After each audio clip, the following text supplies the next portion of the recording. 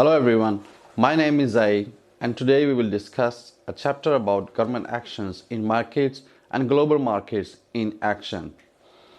After studying this chapter, you will be able to describe how rent ceilings create housing shortages, explain how minimum wage laws create unemployment, explain the effects of a tax, explain the effects of production quotas and subsidies, explain how markets for illegal goods work, explain how markets work with international trade, identify the gains from international trade and its winners and losers. You will also be able to explain the effects of international trade barriers and explain and evaluate arguments used to justify restricting international trade. So, in lesson 1, we will discuss about a housing market with a rent ceiling. We spend more of our income on housing than on any other good or service, so it isn't surprising that rents can be a political issue.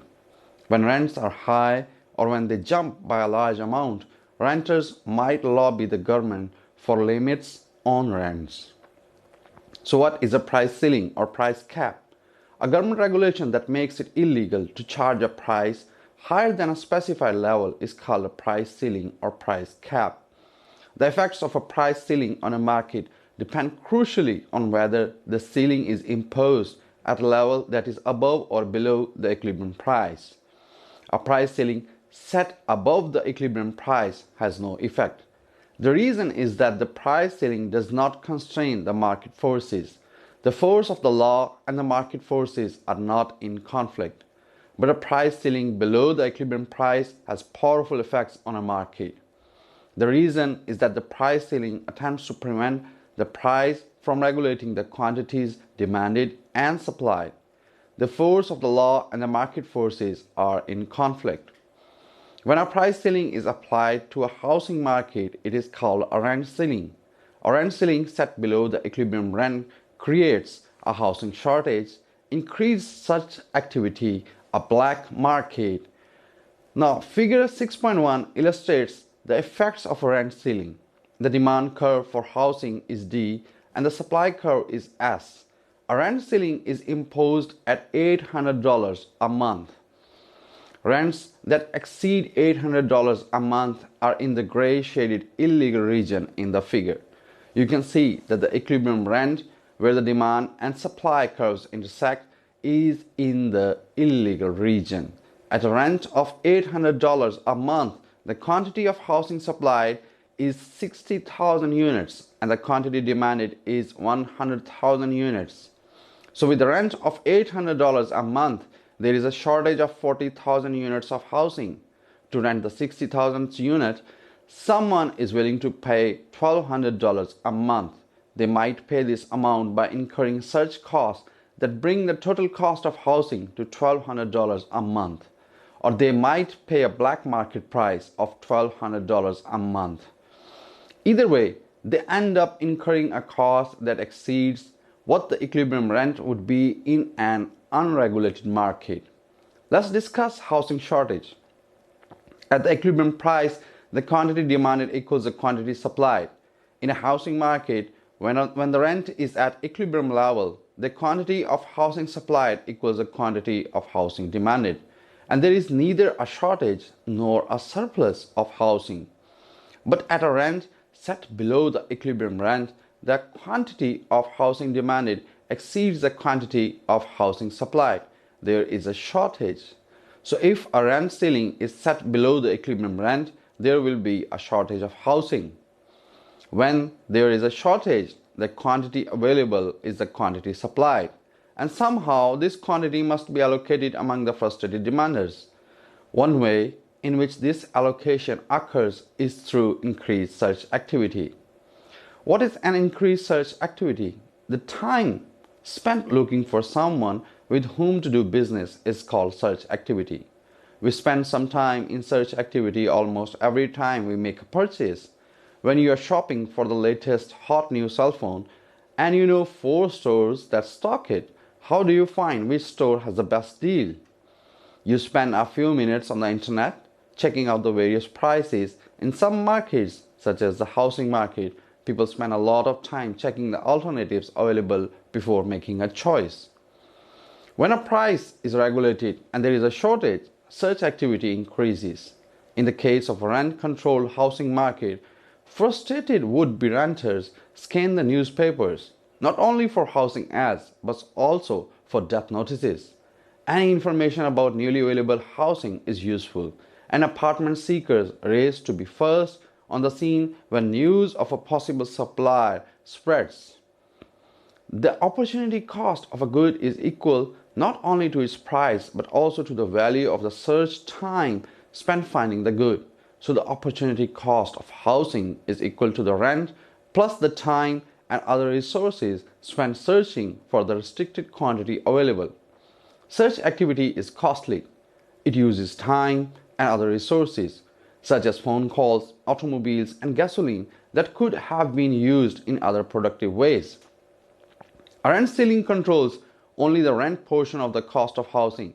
The cost of increased search activity might end up making the full cost of housing higher than it would be without rent ceiling. What's black market? Rent ceiling also encourages illegal trading in a black market, an illegal market in which the equilibrium price exceeds the price ceiling. Black markets occur in rent-controlled housing and many other markets. For example, scalpers run black market in tickets for big sporting events and rock concerts.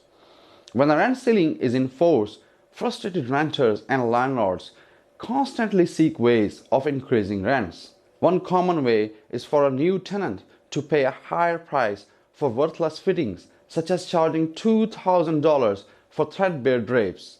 Another is for the tenant to pay an exorbitant price for new locks and keys called key money. The level of a black market rent depends on how tightly the rent ceiling is enforced. With loose enforcement, the black market rent is close to the unregulated rent, but with strict enforcement, the black market rent is equal to the maximum price that a renter is willing to pay. Now, we will discuss the inefficiency of a rent ceiling. A rent ceiling set below the equilibrium rent results in an inefficient underproduction of housing services. The marginal social benefit of housing exceeds its marginal social cost, and a deadweight loss shrinks the producer surplus and consumer surplus. Figure 6.2 shows this inefficiency. The rent ceiling, $800 per month, is below the equilibrium rent, that's $1,000 per month. And the quantity of housing supplied, 60,000 units, is less than the efficient quantity, that is 80,000 units. Because the quantity of housing supplied is less than the efficient quantity, there is a deadweight loss, shown by the gray triangle. Producer surplus shrinks to the blue triangle and consumer surplus shrinks to the green triangle. The red rectangle represents the potential loss from increased search activity. This loss is borne by consumers, and the full loss from the rent ceiling is the sum of deadweight lost and the increased search cost of search. Are rent ceilings fair? Rent ceilings might be inefficient, but don't they achieve a fair allocation of scarce housing? Let's explore this question. There are two key ideas about fairness. According to the fair rules view, anything that blocks voluntary exchange is unfair. So rent ceilings are unfair.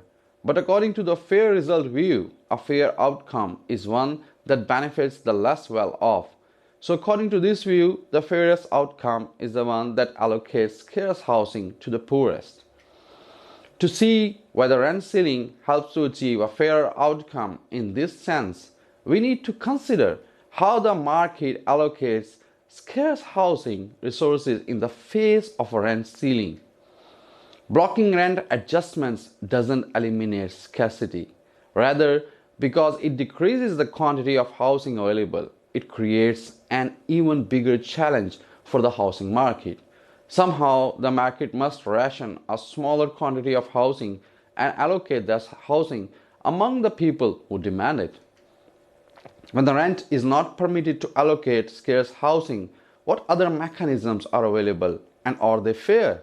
Some possible mechanisms are a lottery, first come first served, or maybe discrimination. A lottery allocates housing to those who are lucky, not to those who are poor. First come, first served, a method used to allocate housing in England after World War II, allocates housing to those who have the greatest foresight and who get their names on a list first, not to the poorest. Discrimination allocates scarce housing based on the views and self-interest of the owner of the housing. In the case of public housing, what counts is the self-interest of the bureaucracy that administers the allocation. In principle, self-interested owners and bureaucrats could allocate housing to satisfy some criterion of fairness, but they are not likely to do so. Discrimination based on friendship, family ties, and criteria such as race, ethnicity, or sex is more likely to enter the equation. We might make such discrimination illegal, but we cannot prevent it from occurring. It is hard then to make a case for rent ceiling on the basis of fairness. When rent adjustments are blocked, other methods of allocating scarce housing resources operate that do not produce a fair outcome. That's all from this lesson. Thank you so much for listening.